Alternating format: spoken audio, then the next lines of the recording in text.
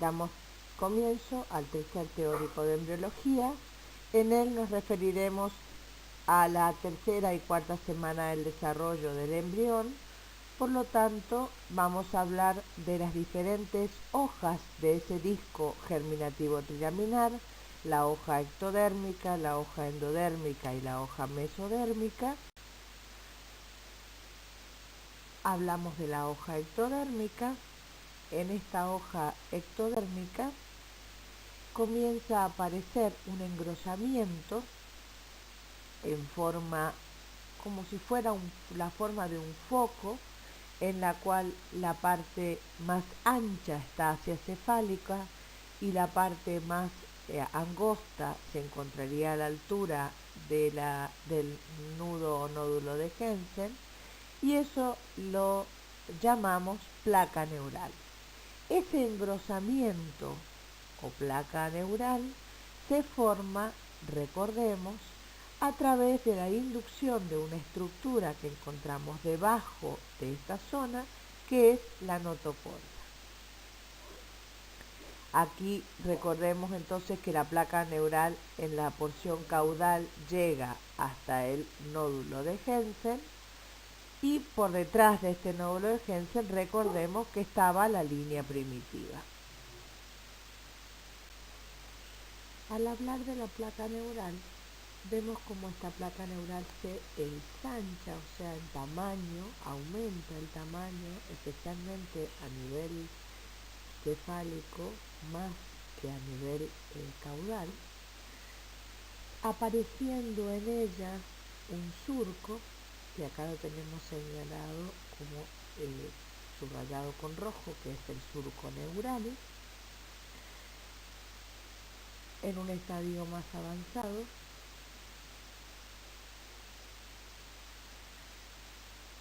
podemos observar cómo ese surco neural ya cada vez se va doblegando más, se pega cada vez más, y aparecen a ambos lados de ese surco unos pliegues que se denominan pliegues neurales. Así ya esa placa deja de ser una estructura plana para empezar a convertirse en una estructura totalmente plegada hacia la zona de la cavidad amniótica. Primero apareciendo el surco y luego cada vez plegándose más hasta que aparecen los pliegues neurales. Siempre recordemos que para que se forme esta estructura necesitamos la notocorda. Acá hemos señalado la notocorda para que no se olviden de la función de la notocorda en la formación de esta placa neural. Bueno, esa placa neural vemos cómo a la altura de la parte media se comienza a cerrar en la parte media, quedando abierta en dos porciones, una cefálica denominada neuroporo anterior, que se cierra el día 25. Si no se produce el cierre de ese neuroporo el día 25, se produce la anencefalia, que es una malformación, y el neuroporo posterior, que se cierra el día 27, y si no se cierra ese neuroporo posterior, se da una anomalía que es la espina bífida. Una vez que se cerró completamente ese tubo, como vemos en la diapositiva posterior, ese tubo comienza a producir engrosamientos o ensanchamientos, formando las distintas vesículas: el prosencéfalo, el mesencéfalo y el rombencéfalo. Esas vesículas hacen que ese tubo se elongue. Al producirse la elongación de ese tubo por la aparición de las vesículas cerebrales primarias, se produce el primer plegamiento, que se ve muy bien en este esquema, el primer plegamiento del embrión, que es un plegamiento en sentido céfalo-caudal. Fijémonos cómo ese disco que teníamos antes, que era totalmente plano, que ese embrión que era totalmente plano, ya comienza a ser un embrión doblado en sentido cefalocaudal o como una curva en sentido cefalocaudal. O sea, ya deja de ser plano para transformarse en una estructura totalmente plegada. Bueno, el ectodermo da origen a todas aquellas estructuras u órganos que estén relacionados con el exterior. El sistema nervioso central, periférico, el epitelio sensorial de ojo, oído y nariz, todo lo que es de la piel solamente el epitelio, es decir, la epidermis, con sus anexos que son los pelos y las uñas, las glándulas subcutáneas, la glándula mamaria, la adenohipófisis y da origen al esmalte dentario. ¿Por qué decimos al esmalte dentario? Porque la célula que va a dar origen al esmalte dentario es de origen ectodérmica.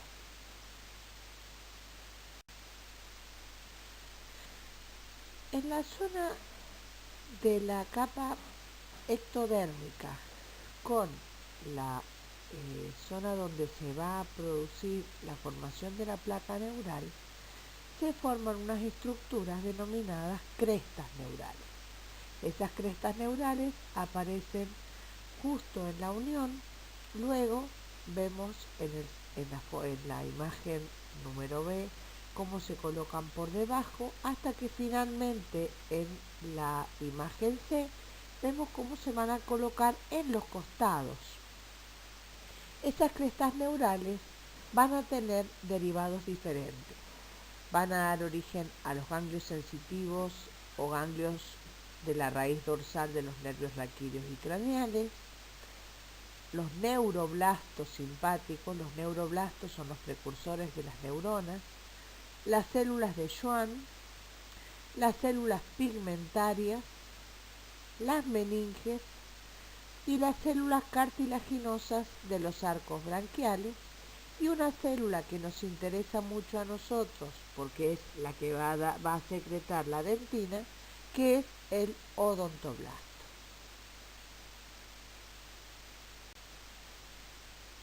Pasamos a la segunda hoja, la hoja mesodérmica. Recordemos que la hoja mesodérmica es la que se encuentra por debajo del ectodermo. La hoja mesodérmica se va a dividir en tres zonas. Una que se encuentra inmediatamente al lado de la notocorda, que la hemos subrayado con rojo, que es la somita, que es como un bloque. Otra zona, que es el mesodermo intermedio, que es como que se afina.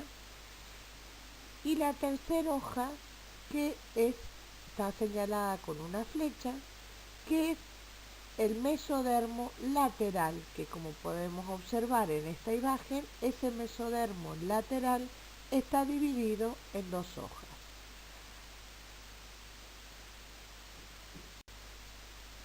Resumimos diciendo que el mesodermo se divide en tres zonas: el mesodermo paraxial, coloreado de amarillo, el mesodermo intermedio, coloreado de celeste, y el mesodermo lateral con sus dos hojas, coloreado de gris.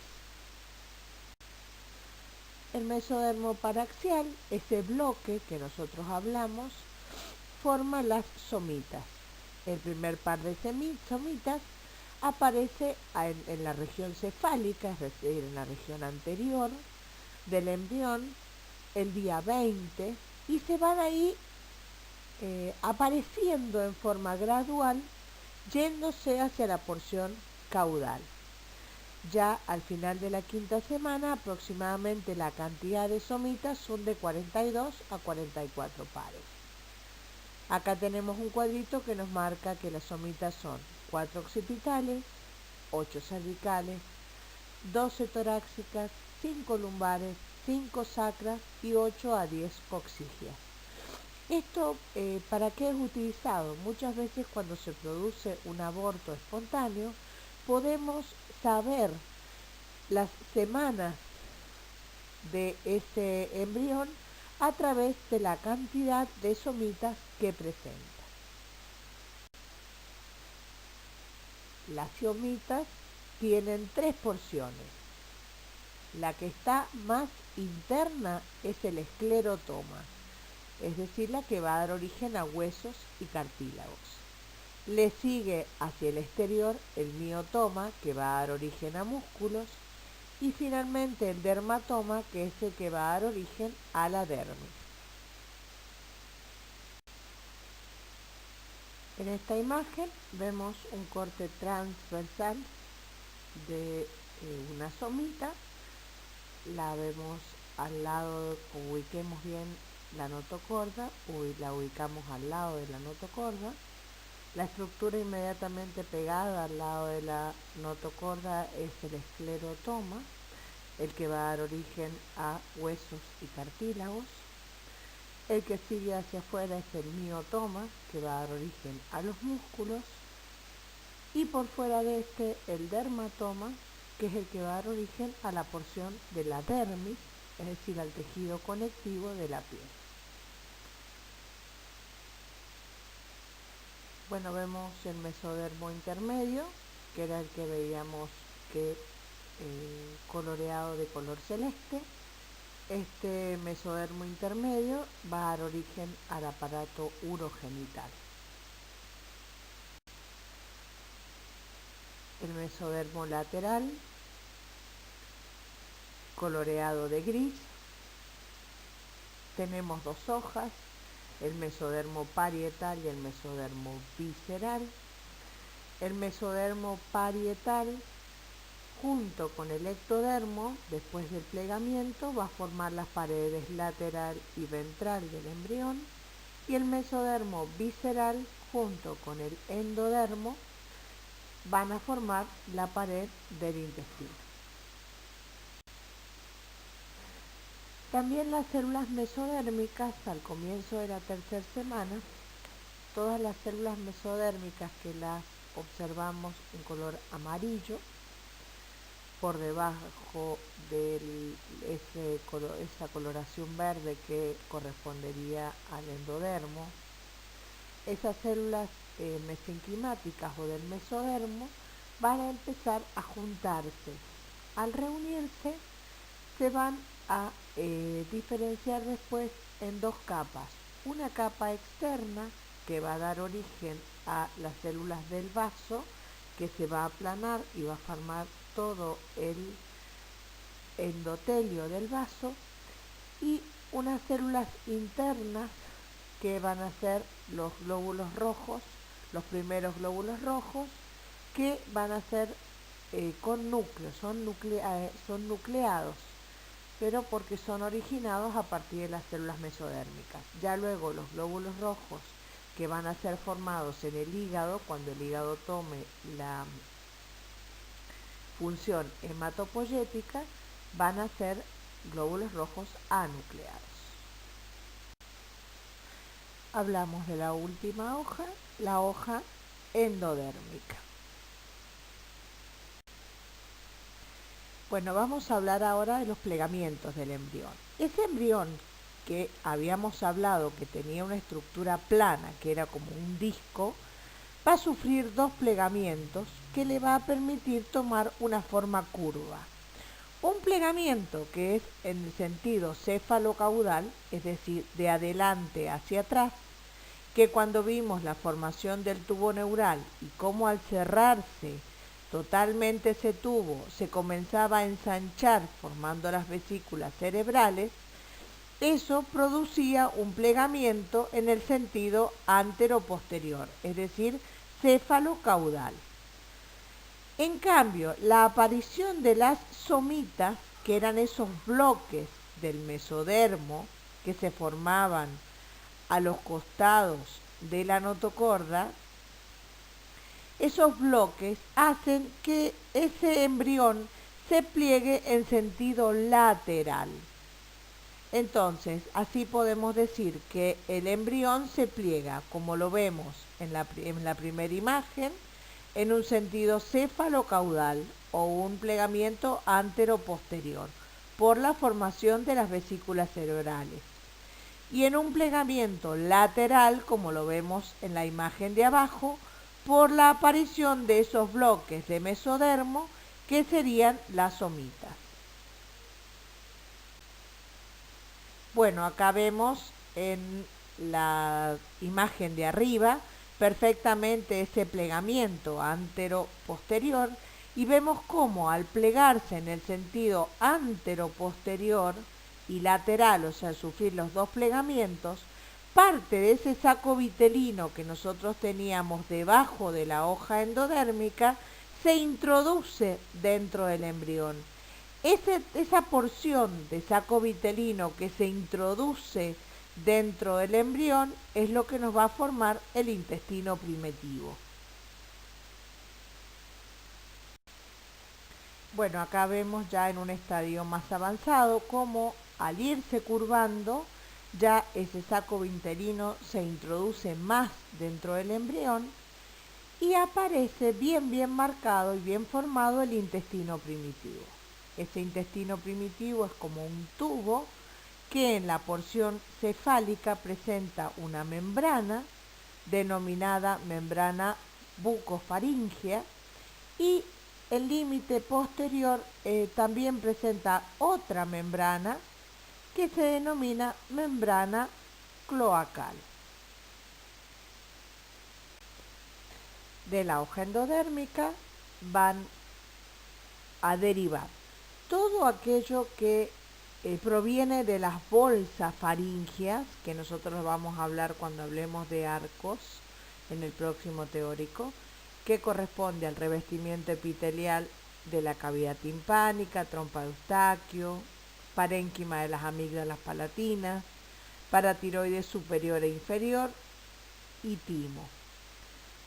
También todo lo que corresponde al revestimiento epitelial del aparato respiratorio, el hígado, el páncreas, el aparato digestivo desde la cavidad bucal hasta el ano. El ano tiene la parte terminal que proviene del endodermo y después la última porción que proviene del ectodermo. Y el revestimiento epitelial de la vejiga y la uretra. Damos aquí la bibliografía consultada. Son dos libros, el libro de embriología de Gómez Dum y el libro de embriología de Lachman, y agradecemos a dichos autores por todas las imágenes que nos han ayudado a realizar este teórico. Muchas gracias.